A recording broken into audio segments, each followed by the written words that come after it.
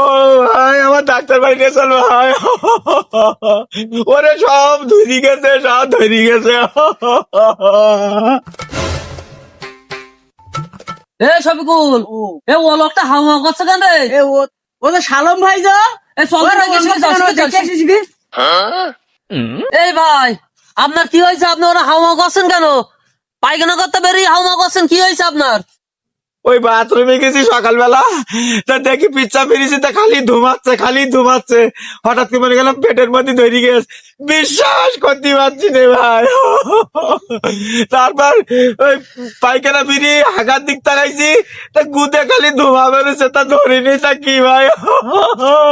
High পাগল! এই, ওই শীতকালে হাগলে তাতে ধোঁয়া বেরোই, ও পিসাব দেও ধোঁয়া বেরোই, হাগলেও ধোঁয়া বেরোই। তোর পেটের মধ্যে আগুন ধরিয়ে গে। এ ভাই এই পাগল ছাগলের কথা কি শুনছি, আমাদের অনেক কাজ রয়েছে, চল হাট সোজা।